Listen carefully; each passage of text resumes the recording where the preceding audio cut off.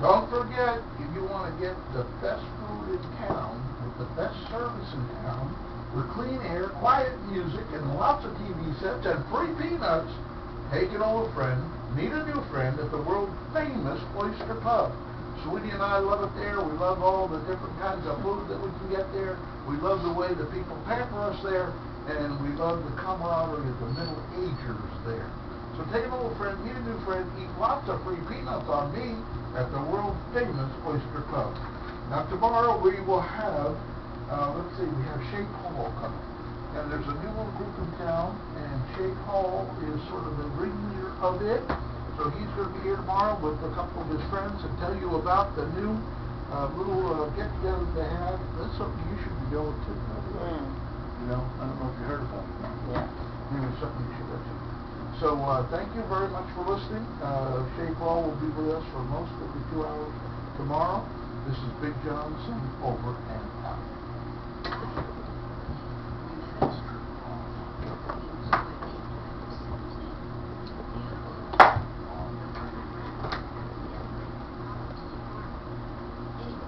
When did you go to that?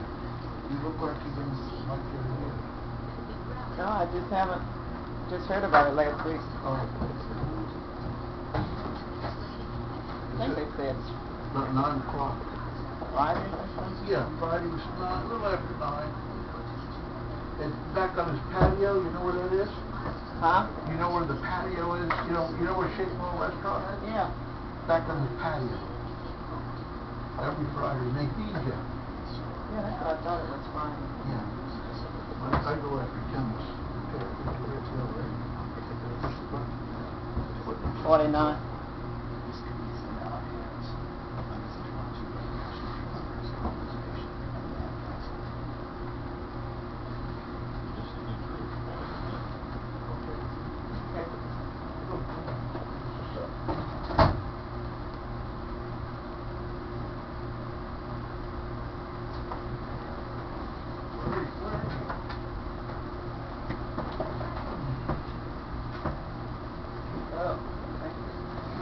You act better when you're younger. Dan, you've been sitting much too long. Amen, amen, amen. Welcome, welcome to Truth, a radio program designed with you in mind. A program whose sole purpose is to empower you, our listener, for information leads to knowledge, and knowledge is power. And I want to empower you to take control of your life, those things that impact you, your family, and your community. We encourage you, as always, to visit us at our website at www.gwen-truth.com so you can access the resource listings with links to information that you need concerning your municipalities, the county, the state, federal agencies, advocacy groups, those that work for and with you. So welcome, welcome, welcome. Also, I want you to go to the website so you can take part in our poll that's going now, and we're asking if you plan on supporting one or more of the stand that striving toward a new Daytona petitions, yes or no. And you know, as I've already said, I have signed on all of the petitions. I even got a call from a reporter of the local newspaper that comes out once a week, Hometown News, and they would have an article coming out in their paper concerning it, regarding individuals who signed on and those who have not, and there's the same old people speaking against, and some of the same but newer people who understand the meaning and the importance of those petitions for the people who are speaking for. So do read that article, but do go to our website and you can connect to standdaytona.com so that you can read up on those petitions and decide whether or not that's something that you will sign up on. They have, I believe, about 4,000, close to 4,000 now who signed on. And on the survey that we're asking you, it's running about 2/3 in favor, 1/3 opposed right now. So do go on the website. Let us know how you stand on the stand petitions, and also go there so you can connect also to Stand Daytona and find out more information about those petitions, because they're designed to help you. They're truly designed to help you, and those things that you can support, and I'm sure you support the one that has to do with ensuring that utility bills and the like don't go up beyond what other things are going up. That's not the high major increases, but keeping a cap on it so that they can't continually increase those things, take that money, use it for other things as opposed to using it for what it's meant for, which is to do those things necessary to make sure that we have water, that we have other utilities available. I'm going to Azama-Edwards, former city commissioner, retired city clerk, the city of Daytona Beach, and current president and CEO of AE Enterprises, Inc., a consulting firm on politics and ethics. My guest tonight is a very special young man, special to me and special to many who know him from this area as well. And he is, of course, Anthony Azama, my younger son. He's Director of Marketing, Promotions, and Sales at Miami, Ohio, and that is with the Athletics Department.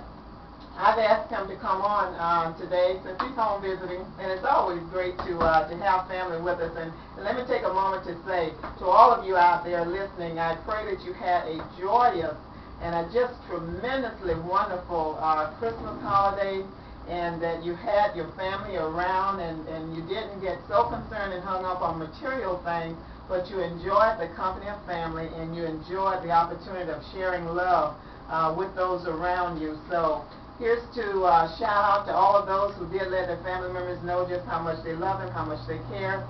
And here's a shout out to those who are going to make sure they go into the new year with that new feel for and enjoyment for family. Okay? All right. Anthony is here, though. He's visiting for these few days. He'll be leaving tomorrow, going back to Ohio, where it has warmed up, Anthony. You'll be happy to know. I'm sure you've been keeping track of that. But we want to talk about the youth of today, and we're not putting him out there as being the total representative of what young people think or whatever. He's a young adult. But we do want to talk with him about youth programs, those that have worked, the things elements that make them work, because he has been involved in youth programs and youth programming for so many, many years, even as young as he is. And Anthony, I want to start off by sharing with our listening audience something that you did during your senior year, where for your prom, you didn't actually go to the prom. There was something that you organized for those young people who couldn't afford the high costs and expenses of a prom, and you were able to get counselors and teachers as chaperones and the like for something that you set up, and that was probably your first marketing venture. Would you agree? You make a great point. It was a great opportunity. First of all, I want to say thank you for having me on. It's great things that you're doing here in the city that you love, Daytona Beach, and it's good to also see you in action. The opportunity that you spoke of is one that we kind of took advantage of back in '94, where myself and 9 other friends all chipped in $20 a piece, and we all brought something, some expertise to the table, so to speak. We had somebody that was great at computer graphics, who put together our flyers. We had somebody else that was great at cooking to make those hors d'oeuvres at the party. A hotel was great at giving us an opportunity. They brought down the price a little bit for us to be able to rent the space. And then we had a DJ who was trying to make a name for himself, who did it little to nothing, as giving us some great entertainment. And it turned out very well, surpassed all of our expectations. And I think that was my taste in not just marketing, but also the power of people, and really understanding how to communicate and galvanize people around an idea that's bigger than ourselves, and being able to really get their best effort and utilizing that concerted effort to really do something good for the community. Because at the end of the day, and I've only been here in town for about 4 or 5 days, and some of the friends I've had the opportunity to run into, they still bring that evening up. So it was something that was good. I think it whet several people's appetite in trying to really hone in on what they want to do, with their lives, and what they want to do as far as secondary education. So it turned out to be a good thing, and one that I can look back on and kind of smile as at least I was able to do something, at the very least, outside of athletics. Fantastic, fantastic, and I'm sure my listening audience, as they're hearing you talk about basically empowering people and letting them know that there are other alternatives, there are other things that you can do to accomplish the ultimate goal, and setting the stage for those types of things, those qualities about people that really help to enable them to be survivors in life, as opposed to those who go along just to get along. So that kind of gave you a taste for that, and you really were successful in it, and it wasn't, and I know about everything that you do, it's not just about you. That whole team effort of people who came together and worked with you to make that happen really kind of made your day in terms of that kind of a start out. But then there are other things that you've been involved in during the time that you were growing up, and I can say that as a mother, and I can say it as at the time kind of a single mother, basically working with others within our community and within our neighborhood who had youth, their youth, that they wanted to be involved in things as well. So we all kind of worked together and shared the load, so to speak. And you had an opportunity to work with one of the, what I consider a premier football group, and that, of course, was Pop Warner.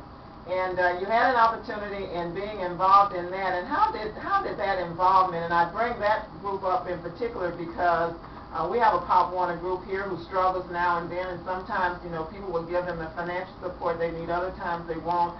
But there are youth and there are parents and others that are involved in really working to try to keep that group, that organization going. It's successful in some other cities around the state and the like. But how did Pop Warner help prepare you for what you would later get into when you started playing football in Holly Hill? You had it in middle school, and we thank our former school superintendent, Al Williams, for bringing that back, or working to try to bring back football in middle schools and the like, and then moving on from there to high school and then to college. But how did Pop Warner help to prepare you as we look at recreational programs and their importance in the development of youth? I think the first thing to recognize is that the old adage is true, that it does take a village to raise a child, and everybody plays a part in that shaping of minds as well as outlook on life.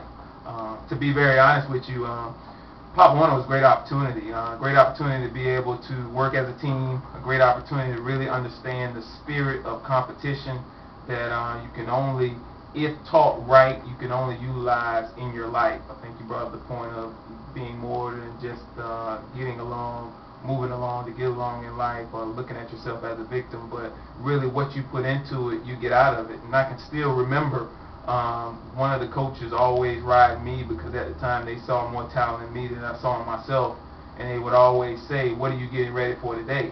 And I used to have to always answer, "To be great." And at this age of my life, I still ask myself that today. What am I getting ready for? What challenges are going to be in front of me, and how am I going to respond to those challenges? And it's the same thing in athletics as it is in life. When you look at the different opportunities you have, do you step to the plate to make the play?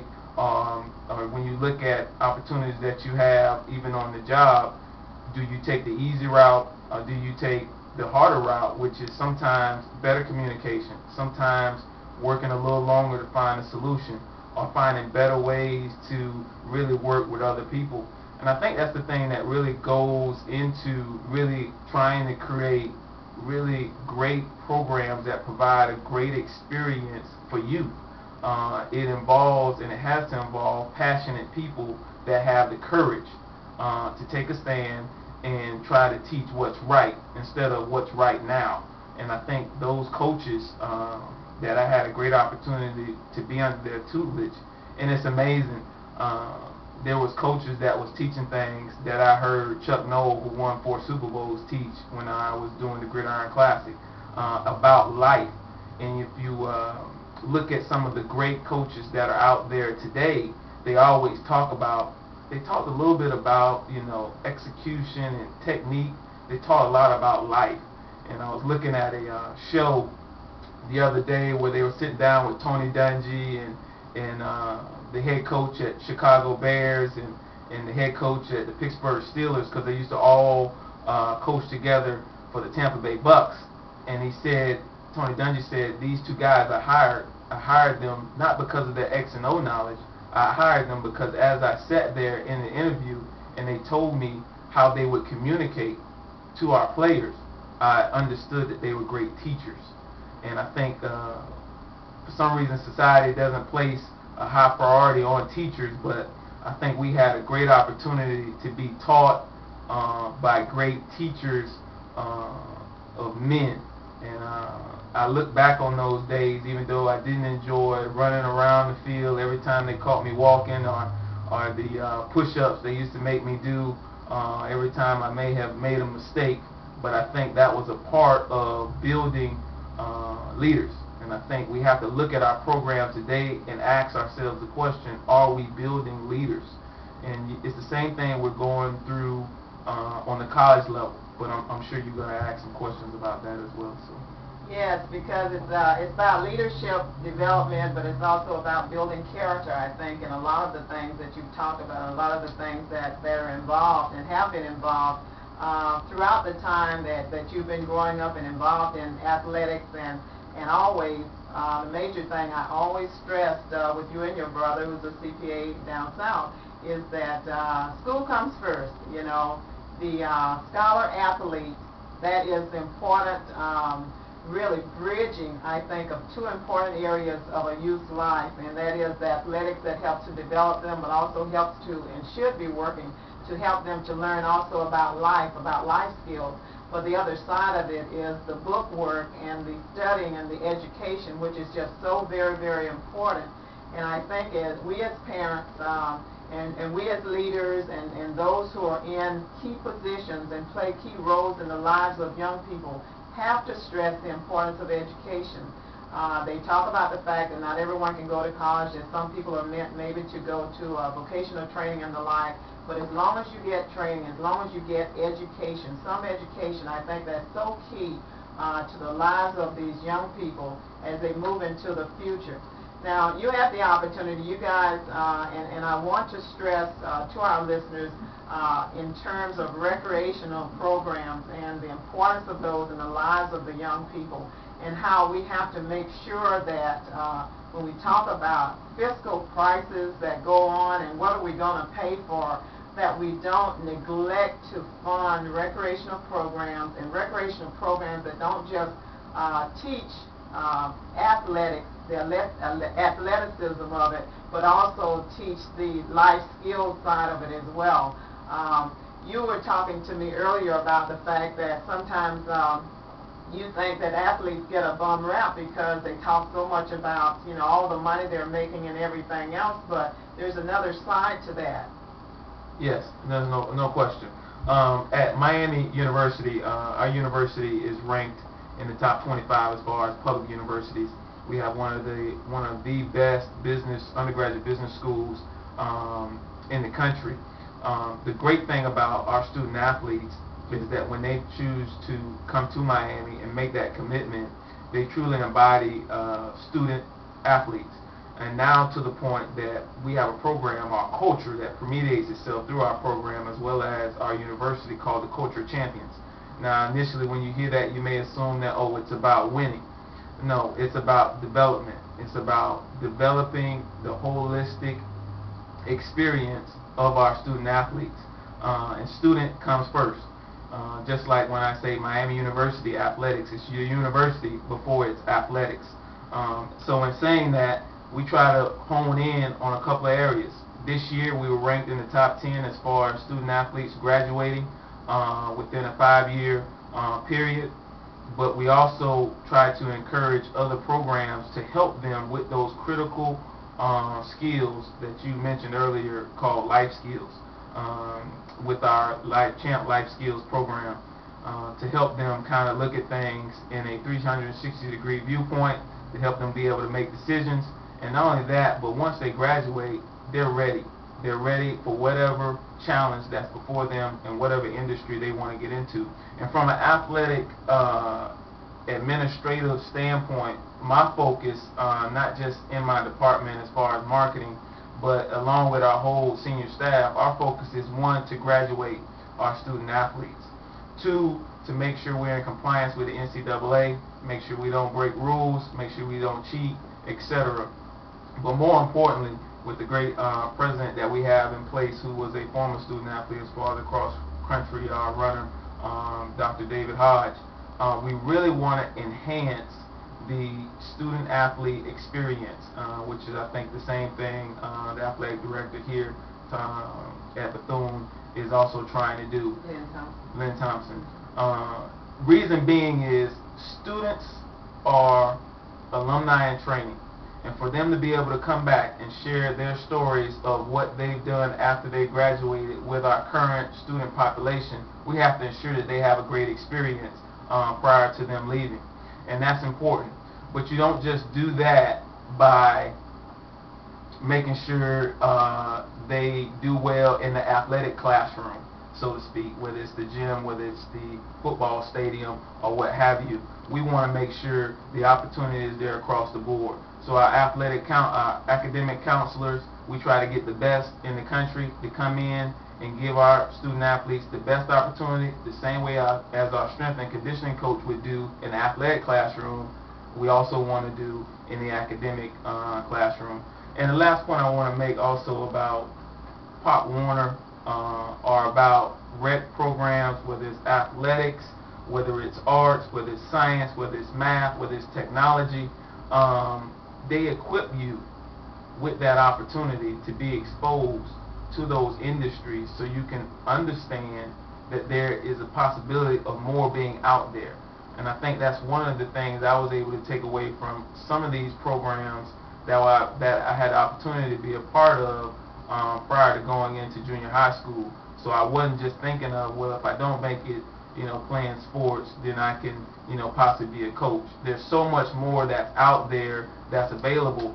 And getting back to really building successful youth programs, I talked about having the people, because it's still a people business, as far as having people in place that can lead the initiatives of the program and make sure these kids are having a great experience, but also the exposure. When you get exposure, it goes back to that old African proverb, to one who does not know, a small garden may seem to be a forest. If I don't know more than what's on my block, then I will become a product of what's on my block, as opposed to being exposed to see what else is out there.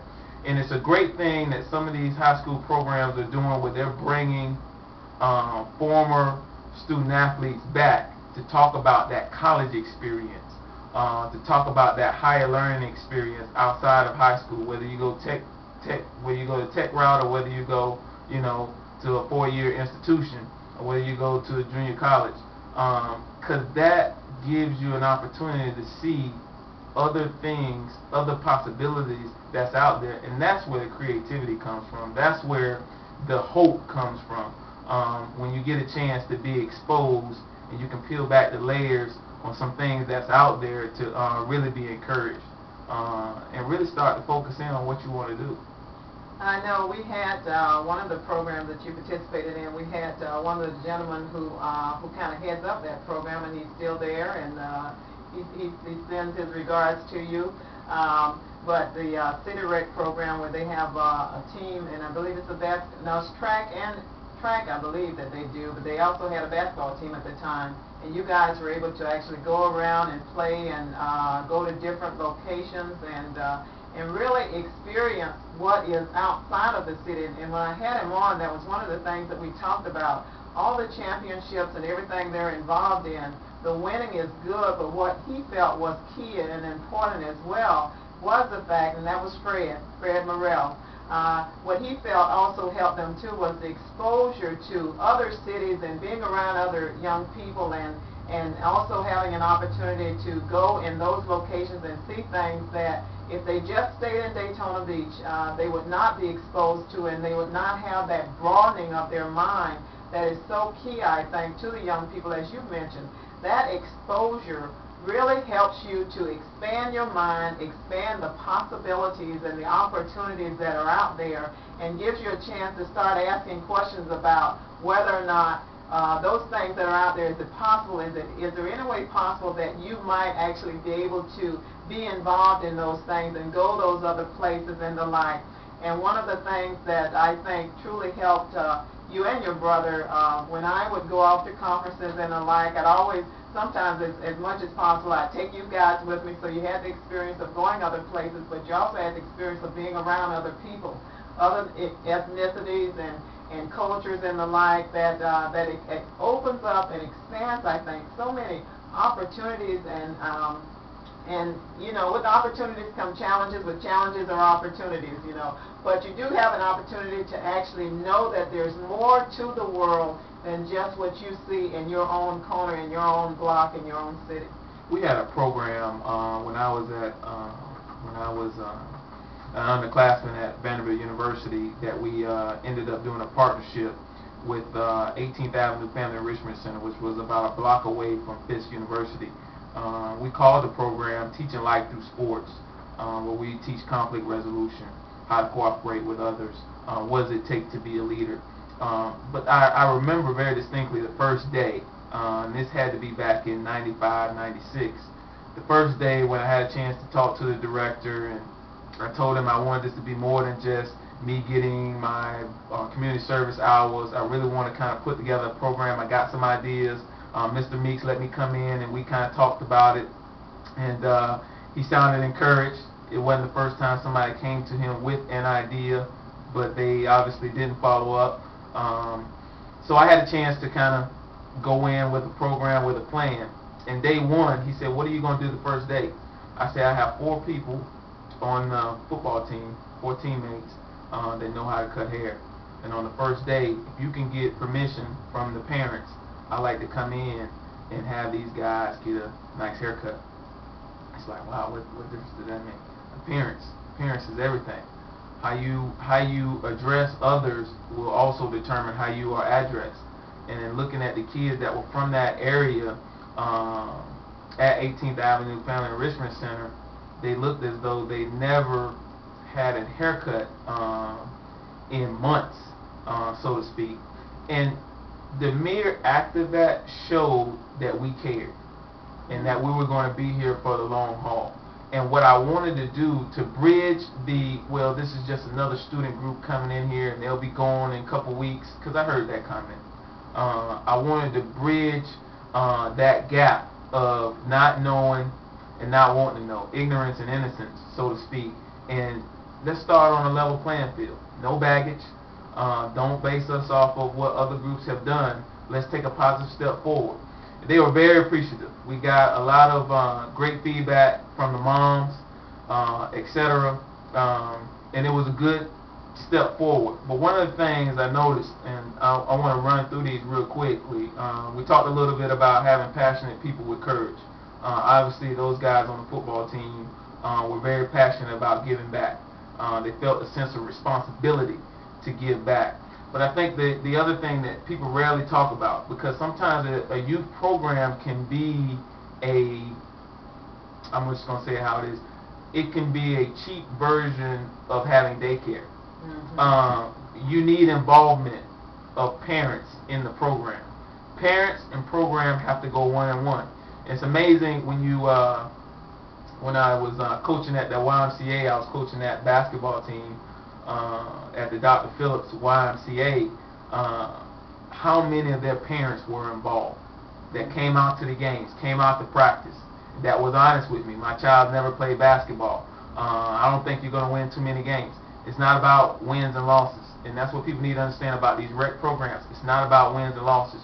You worry about the means, the ends will take care of itself. And what those kids are learning through that process will help them for years on end, more so than that season, so to speak. The second thing we talked a little bit about was experience. It's important for them to get exposure. I can still remember, like yesterday, the places Fred took us to compete, the people that we met, the conversations that we had. And if you look at it, fast forward and look at it in an older version, it's amazing for when Vanderbilt had to go play a team, but that day, that first day we got in town on that Friday, before that Saturday we played, we actually had to go meet a group of kids. We had to interact with people, and it just brings me back to what Fred was doing at an earlier age to have us and prepare us for that opportunity. A sense of giving back, a sense of responsibility. The other thing is a positive environment. I wasn't a starter on Fred Lee's team that we ended up winning our district or what have you, but it was a positive environment in the like that I was a part of the team. I was a part of, whether wins, losses, ties, I was a part of it. In a positive environment, regardless of whether you have somebody on your debate team, a part of the rec program, that's not the great orator, but that can give his or her input on how you need to debate. You got to make that person or that child feel like they're a part of it. And I can remember that team that we had at Dr. Phillips. They weren't the best group of athletes. Yeah, I watched one of their games. But they enjoyed it. And it was a positive environment that they look forward to coming to. And their parents too. Exactly. Yeah. And again, that's a part of encouraging. I think this is just as important as everything else. You got to have a game plan, and you got to have benchmarks. For example, if our program starts in September, I want to see some level of behavioral changes, habit changes, better habits in those kids that's a part of the program once we get to October. And in October, it shouldn't look like it should come November. We just can't do a program for the sake of doing a program. I think we're wasting time, we're wasting energy, we're wasting financial resources when you're not looking at each individual child and what area of need that this program can help them reach or ascertain. And I think the last thing is it has to be interactive. It has to be interactive, and then when there's opportunities, there's moments to celebrate success, let's get the parents involved. Let's get the community involved. To make it feel like, hey, when we win, when one child is successful, we all win. We all win, and creating those win-win partnerships. And I think the more you can get parents involved and the community involved, the more you can also enhance the experience of each one of these young people that really are looking for a major step forward. You know, my former employer, prior to moving on to Miami University, we used to do a camp over the summer, and it was 2 sessions, 4-week sessions. And it was amazing when you bring in, you know, the Warren Saps, and you bring in some Magic players and all that good stuff. But the bread and butter of that program was those people who was trying to reinforce positive habits each and every day. And we hit them with everything from all types of sports to make sure they get there and get there early. But in the afternoon, we talked about enrichment. We talked about critical thinking. We talked about real life skills, not TV skills. Not the bad habits of having your pants hanging down, talking with broken English and all that. I'm talking about life skills, transferable skills that helps build leaders for tomorrow. And when I say that, I'm talking about interpersonal skills, organizational skills, and really understanding and having a blueprint for success. These kids want that. They don't want all the answers. Just give them the parameters to work in, so they can kind of figure things out for themselves as far as where they want to go with their lives. But I think the part that they're missing is real strong leadership, passionate people that truly care and have a vested interest in their future. You know, the direction that they go in. It's amazing the amount of teachers that I can remember that cared about them. And the ones who didn't, they could walk right past it, and I probably couldn't put a name to a face. And when you start people having vested interest in really caring, and I think you said it right, hit it on the head when you started off your program and saying people got a choice. One, to just be, basically you'll end up being a victim if you just go along and continue to just, whatever happens is going to happen. Or if you really get involved and really try to survive and strive to really hopefully be a part of whatever small bit you can do to make for a better tomorrow. And it's amazing because I used to really be a realist. back in the day. And being around positive people, you just don't look into or waste time in the impossible. You think everything is possible if you got the right people, personalities, and the right programs to really push an agenda, an initiative, a goal forward to where you can accomplish it. Boy, I just love, well, I'm a mother, so I love listening to my, my kids talk, But the other thing is that I know from your development how you've given so much, you've given back so much to the community, even at your young age. And let's see, you're 30, you'll be 31, Yeah. January 26th. Okay, got to keep this straight. But for all that that you have gained in life, and the individuals who have been positive role models in your life, I like to think I was one of those persons as well. But there are individuals that both you and your brother, and I'm sure your brother is one of those persons in your life too, that has helped you along the way. I can remember when you guys used to play with our neighbors' kids, and he'd be there kind of mapping out strategies for you to play when you played football and the like, and really always there stressing different things that you could do and should do, etc. If you want this to happen, you got to do this and the like.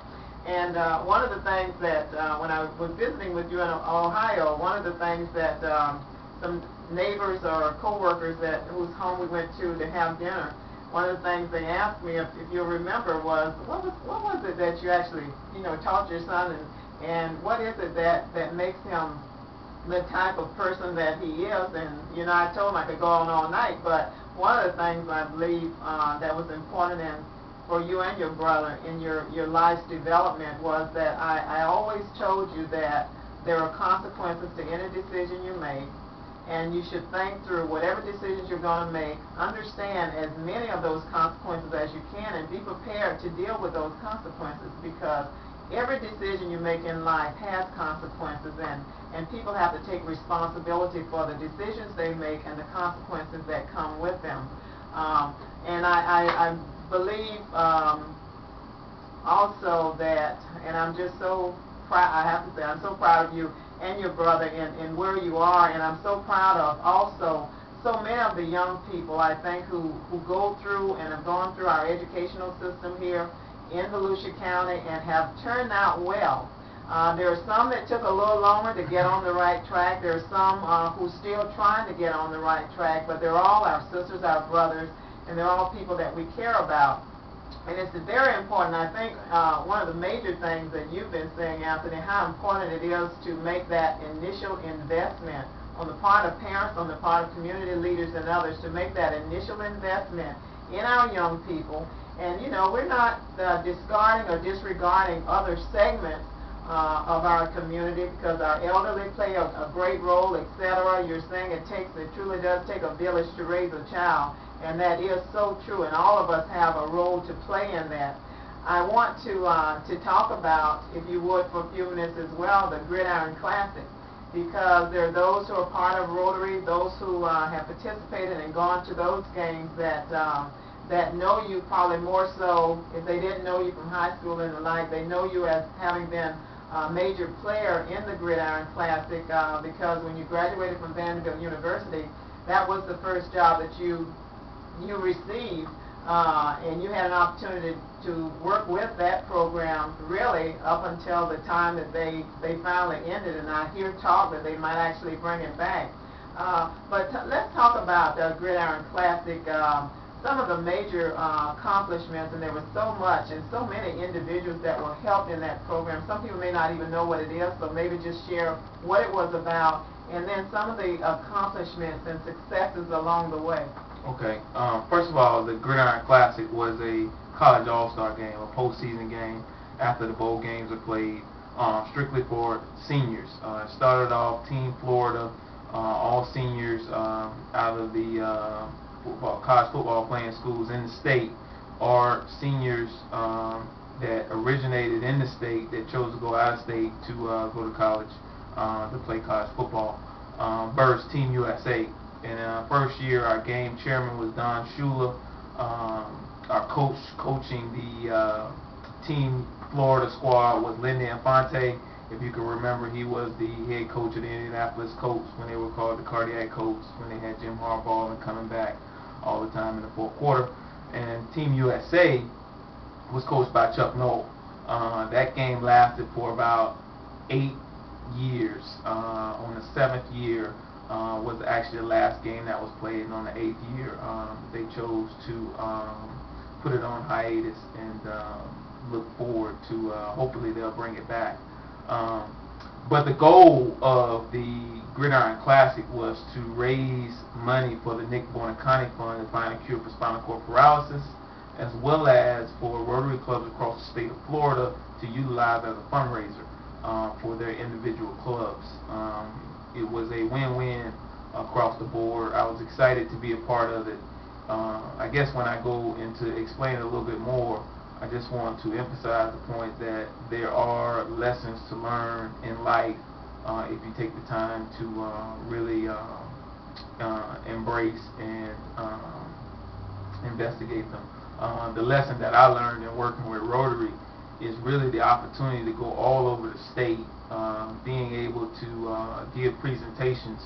And there's no two Rotary clubs alike, but there is fundamentally they want to do what's good in their communities, and to really meet that many people that really stepped outside of themselves as far as their profession and their families to do good things in their communities, whether it was down in Boca Raton, here in Daytona Beach, or as far north as the Tallahassee Rotary Club. There wasn't a club that wasn't doing something positive in their respective communities. And let me take 1 minute to say this is WLE Radio 1380 AM on your radio dial in Ormond Beach, Florida, and you're listening to Truth with Azama-Edwards, and my guest is Anthony Azama, who is the Director of Marketing, Promotions, and Sales with Miami, Ohio, they call it. That's in Oxford, Ohio, and that's with the athletics department. Now, please continue. Station identification. Yes. But it was a great opportunity. It was a win-win situation. We raised over $1 million for the Buoniconti Fund to find a cure for spinal cord paralysis, and the individual clubs also raised money for their own initiatives in their respective areas. And to answer the second part of your question, for the student athletes that had an opportunity to be involved in it, basically it was a week-long job interview for them in Orlando. Every day they had practice in front of at least 100 NFL, CFL scouts, all with the goal in mind, as far as these student athletes, all with the goal in mind of having an opportunity to play in the NFL. I think at the time I was probably 21, 22, and our highest draft pick at that time was the 11th overall, and it was Dante Culpepper, who broke a lot of records when he was playing for the Minnesota Vikings. But when you look at it, you know, Ellis Hobbs, who's the starting corner for the Patriots, Asante Samuel, who's the other starting corner for the Patriots, an opportunity to talk to them and for them to say, you know what, nobody else believed in us. We didn't get any other offers. When you sent your invitation to us after talking on the phone and you stood by that, that was a great opportunity for us to show that we can play against, you know, those other bigger name programs in the country and hold our own. Asante Samuel is doing a phenomenal job. He went to UCF. Ellis Hobbs went to Iowa State, and he is only 5'7", and he is the starting defensive back, cornerback for the 15-0 New England Patriots. But for all those guys that came through and had an opportunity to at the very least, put their best foot forward to go after a dream, to me it was all about, you know, really taking the impossible and making it possible. Because everybody was telling us that game won't be successful. You're going up against the Senior Bowl, which has been around for 50 years, the Hula Bowl, which has been around for 60 years, and the East-West Shrine Game, which has been around for 80-plus years. We weren't concerned about that. What we were concerned about is let's do the right thing, utilize the game to be a great fundraiser and a platform for a bigger cause, and then let's make sure the student athletes have a great experience in Orlando, Florida, going to Disney, going to Universal, but also putting their best foot forward on the practice field and having an opportunity to really live out their dreams. I just want to bring up one more example, and then you can ask me another question. I had a young man, and it kind of brings tears to my eyes a little bit. Ron Dixon, who went to Lambeth. He had a chance to go to a bigger school, ended up making some wrong decisions, got in trouble, had a strong grandmother who stayed behind him and kept pushing him, went to Lambeth University, finished there.